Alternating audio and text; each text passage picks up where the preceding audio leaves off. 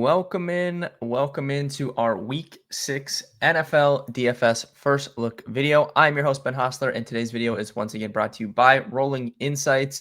Thank you guys for all the love after a huge Week 5 slate. 5-0 on FanDuel cash games, 4-1 on DraftKings cash games. Had a very, very good tournament week as well. Over on DraftKings, actually took I think 7th or 8th place in one of the $75 single entry tournaments with a 2 from Jameson Williams. Really, really let me down there, Mr. Jameson Williams. So hopefully we can continue this forward momentum moving into week 6 and just the later part. We're getting to the middle part of the season now.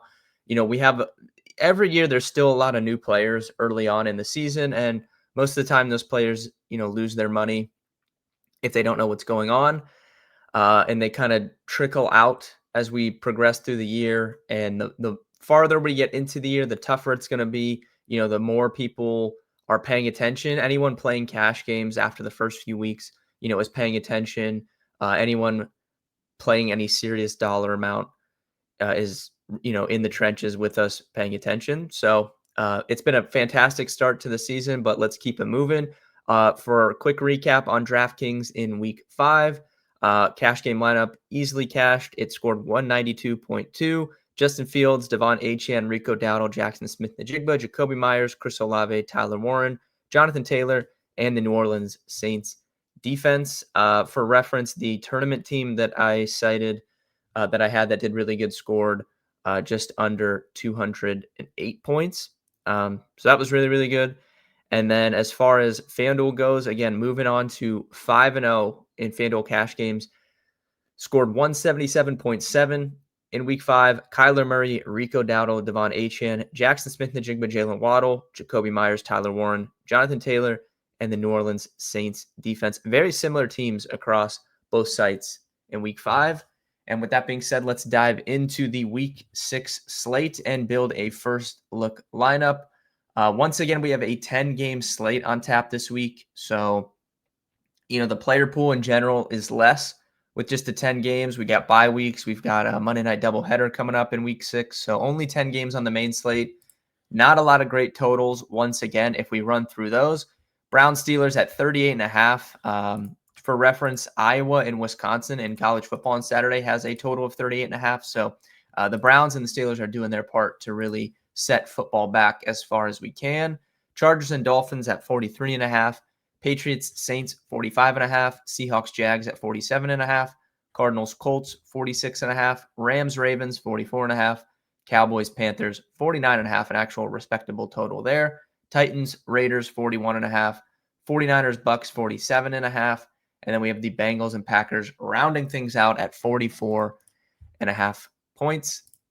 Not a lot of great totals on this week, and a lot of injuries, which we'll talk about when we go through position by position. One thing I want to note as we head into the quarterback position here, we have seen this the last few weeks, and I've talked about it on these videos, that when you don't have the presence of these slate-breaking quarterbacks, that being Josh Allen, Lamar Jackson, even Jaden Daniels, like he's been injured and then was coming back from injury last week.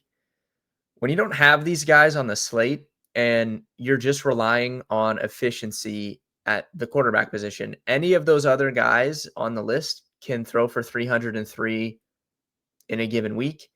And hitting on those high efficiency quarterbacks that, really don't have the rushing floor of some of these guys, that's going to be what wins you tournaments week to week when we get these slates like this. And we have another one set up perfectly like that this week. Lamar Jackson's at the top at 7K. I don't think he's going to play. And after that, you have Baker Mayfield, Dak Prescott, Matt Stafford, Justin Herbert, Jordan Love, Brock Purdy. I don't even know if Brock Purdy's going to play, but those guys are all from in that 6K tier. There's no quarterback on the slate priced above 7K, assuming Lamar doesn't play. We have all mid-tier quarterbacks, and picking the one out that can get you that high efficiency this week is going to be what wins you tournaments. So I truly think any of these quarterbacks are in play, and parsing out which ones are the best options, you won't get a lot of pushback from me this week. If you feel really strongly about Jordan Love, or you feel really strongly about Trevor Lawrence or whoever, like you're probably not going to get a lot of pushback from me because I truly think any of these quarterbacks can win you this slate this week. And it's going to be a lot of work later this week and this weekend figuring out, which stacks you want to build around. So with that being said, let's go into the positional preview. Baker, highest price quarterback on the slate, assuming Lamar does not play. I like this Tampa and San Fran game a lot. I think that from a game stacking standpoint, it makes a lot of sense. It's one of the better totals. I think that, Tampa has once again been a pretty extreme pass funnel defense. So you kind of know what you're getting into on the San Francisco side. And then you have McCaffrey, who everybody's going to want to play. And then on the Buccaneers side with no Mike Evans, it's been a very clear Baker, Emeka Ibuka, and then you might have some more value there with Rachaad White potentially if Bucky Irving misses again too. So very clear game stack game here for tournaments. I think for cash games, at least at quarterback, I'd probably want to save a little bit more money. So while I think Baker, Dak, Stafford, Herbert, Love, I think all 5 of those guys are in great spots this week. And that just adds to what I said about how hard it's going to be to pick your stacks this week. I just ripped off 5 guys that I think are all in just really strong spots, and they're all in the same pricing tier. So that could be good because we're probably going to get some spread out ownership, but I don't think I'd want to play any of those guys in cash games. We could probably save a little bit more money. I've talked about this before too. When there's no Lamar or Josh Allen on the slate, I'm more inclined to save as much money as possible at quarterback because I don't have the threat of someone going and getting me, a 40, throwing 2 in and running 2 in or something like that. So probably want to save a little bit more money at quarterback. And I think where most people will probably be looking is Drake May against the New Orleans Saints. He's 5,900. Does have a little bit of a rushing floor there. He's looked great from a fantasy perspective this year, and it's a great matchup indoors against the Saints defense. So I'm going to plug Drake May into the first look lineup. I do think he will be a popular cash game option, but if Brock Purdy's able to play in this game, I'm definitely interested. And if it's Mac Jones, I'm interested in either of them. You have Daniel Jones at home against the Cardinals. Geno Smith is an interesting tournament play. I know the Raiders have burned everybody the last 2 to 3 weeks. I think this is probably the week where people will jump off of the Raiders train, but I want to be greedy when others are fearful, and I think we have to get right back in on the Raiders stuff in tournaments this week. And I know people don't want to hear that, and they've been so bad, but I do think Geno looks pretty good for tournaments. Once again, especially if he's going to get, very squeezed on ownership because people are just done, understandably so, with the Raiders stuff. And then Joe Flacco down at min 4K. So this one is interesting to me because I could see myself playing Joe Flacco in cash games at the minimum price. It's a tough matchup in Lambeau, and Green Bay's defense, for the most part, outside of that game against the Cowboys, Green Bay's defense has looked very respectable. And Joe Flacco, he can't move at this point. I think that's obvious. Like, it was obvious watching the Browns, he can't move around. So putting him on a team with a bad offensive line could be disastrous. That being said, Joe Flacco is going to sling the ball around. Like, they're going to call a pass-heavy game script with Joe Flacco. He's min-price. He gets to throw to T. Higgins. He gets to throw to Jamar Chase. So at 4K, if you really, really need the savings, I could see playing some Joe Flacco in, honestly, like smaller field stuff. I typically, when you get a min-priced QB like this, I would say you probably don't need to stack him, but he has such clear stacking partners that I do think, you could consider him. So not going to be a cash game option for me, Joe Flacco, but if you wanted to run him min-price, small field with like a Jamar Chase and then get a Josh Jacobs on the other side or something like that, I could see that, coming through, even though he's been terrible this season. On this slate, I could see you doing that. But we're going to leave Drake May in the first look lineup. Switching over to a running back here. Big question mark is going to be Bucky Irving, whether or not he plays. That would give us some Rachaad White action again. And then Chuba Hubbard, same situation as last week. Whether or not he plays, that would give us Rico Dowdle.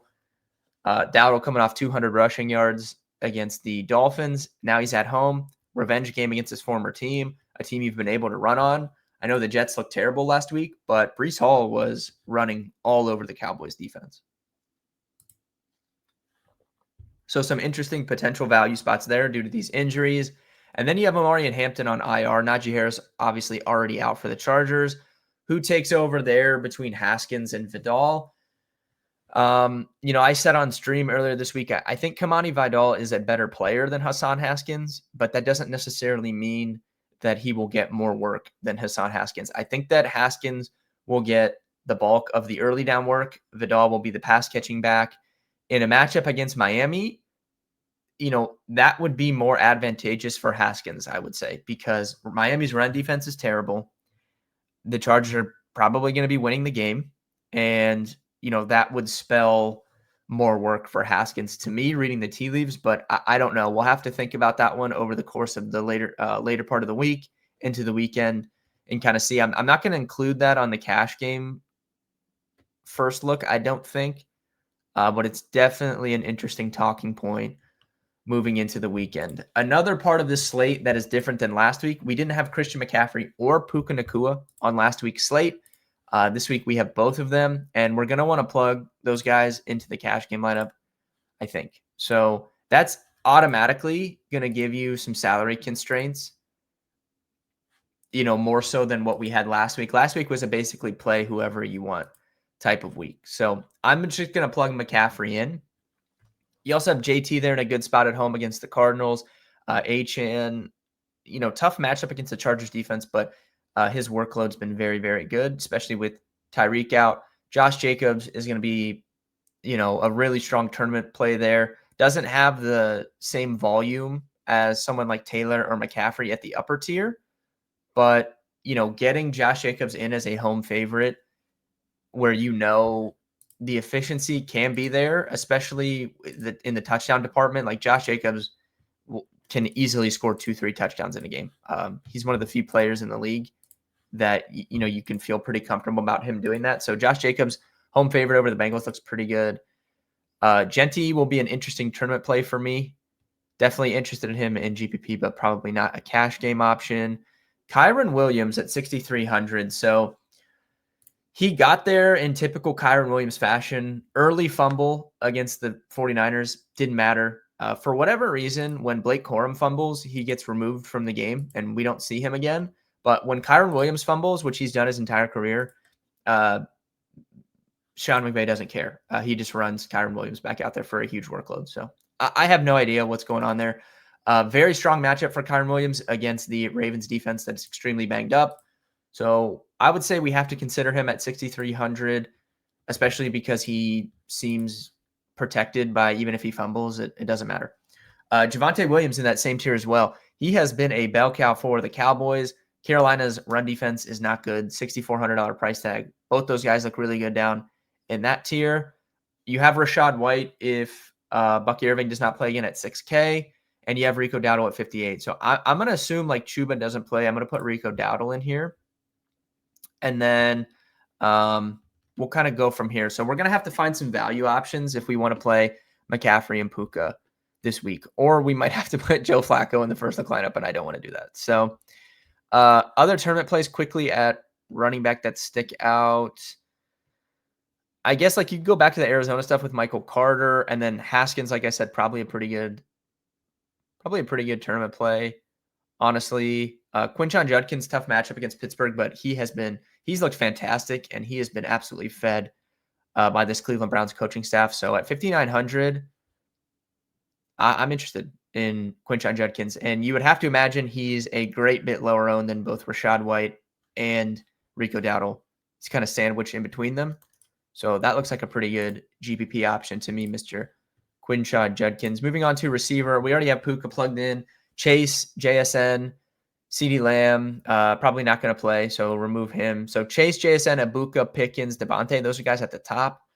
In a perfect world, we could play JSN with Puka in cash games.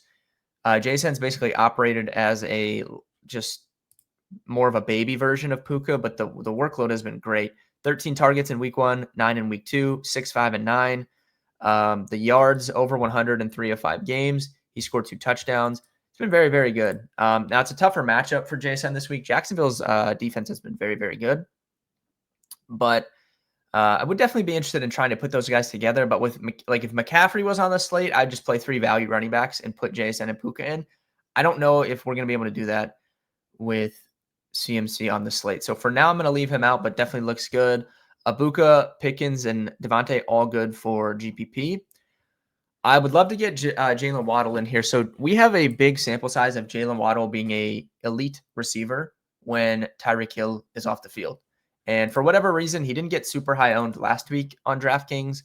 It's a tough matchup against the Chargers, but the Dolphins are probably going to have to throw the ball here, especially with Mike McDaniel fighting for his job at this point. So I would like to put Jalen Waddle in. I just don't know if we're going to be able to find enough value to fit all these guys. So, yeah, we're going to have to find some cheap plays. Might have to go cheap at tight end and kind of just go from there, I suppose. Other receivers that look good, obviously you have Quentin Johnston at 59, assuming he plays. He's been very, very good. You have Jacoby Myers again at 58. Somehow Jacoby Myers' price tag went up after last week, which is insane. And then you have Steph Diggs here at 58, would be a clear stacking partner with Drake May. He's kind of taken over that slot role. So coming into the season, I thought Demario Douglas would play the slot role. That's why I was interested in him as a very late round season-long pick. Steph Diggs has kind of been operating as that slot receiver, and he's been fantastic, especially in that revenge game against the Bills on Sunday night. So you have him, bunch of strong 5K receivers. Once again, Ladd McConkey at 57. Don't think Ricky Pearsall is going to play, which is unfortunate because I would have been very interested there.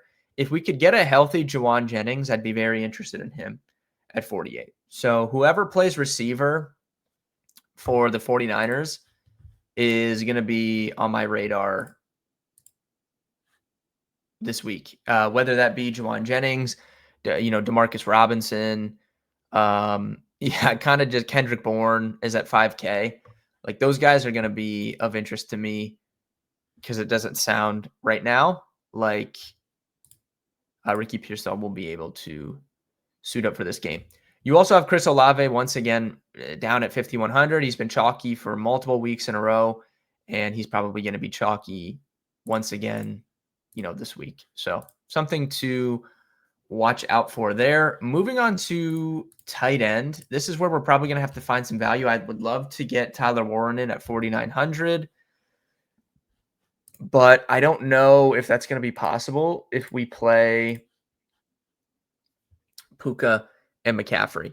So what I think we're going to do is we're going to go back to our roots. You guys, if you've watched these videos for a long time, you know what I love to do at tight end, and that's spend down. And we have Brenton Strange out for the Jacksonville Jaguars. So we are going to plug in Hunter Long, min price, 2,500. And that's going to give us some salary to work with. So right now, I'm going to be pure punting tight end. I would love to get to Tyler Warren in cash games. I just don't think that's possible on the slate. But Tyler Warren looks like the best play. To me, he has the best role. Tyler Warren should be the most expensive tight end on the slate, and I will play him very heavily once again. In tournaments, I don't care what his ownership tag ends up being. I want to play all the Tyler Warren again this week. And you can mix in some other tight ends for your stacks. If you're playing San Fran stuff, you could play Jake Tonjes.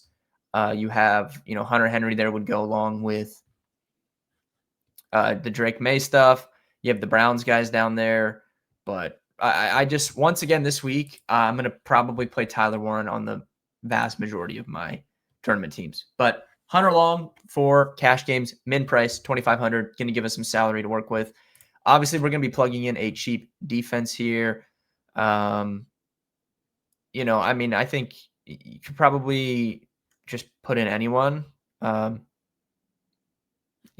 So we'll just go Dolphins, even though I don't think the Dolphins defense is very good, but for cash games, plug them in. Now that gives us 5,200. So now we're talking a little bit here with even having Jalen Waddle in. And I don't know if Jalen Waddle will be a must by the time we get to the weekend. Right now, I would like to put him in. But I might actually take him out for right now just because he's more expensive than some of these other guys. I think we're probably going to have to live with like Chris Olave at 51. And then that gives you 57 per position. That would allow you to put in Rachaad White, assuming Bucky Irving misses. And where's he at? Right here. And then that would give you 54. for another receiver. And there's some guys in that range we like. Pittman looks pretty good. You have Kendrick Bourne there. I'm going to put Kendrick Bourne in for now. Assuming that Ricky Pearsall's out and potentially Jawan Jennings as well, Kendrick Bourne is going to go in. You could easily go Michael Pittman. You could easily, toggle around, go with it, find maybe a cheaper quarterback. You could upgrade up to Diggs or something. And then with that cheaper there, we can upgrade to a different defense. Browns defense on the road isn't great, but they do have a great pass rush and they can get to the quarterback. So for the first look, NFL Week 6 DFS lineup, Drake May, Christian McCaffrey, Rico Dowdle, Puka Nacua, Chris Olave, Kendrick Bourne, Hunter Long, Rashad White, and the Browns defense. Thank you guys for tuning in to this video. Apologies for it being a little bit later in the week this week. Drop a like on the video. Make sure you subscribe to the Rolling Insights YouTube channel. And let me know in the comments who your favorite Week 6 NFL DFS play is. I will see everybody on the stream on Sunday morning.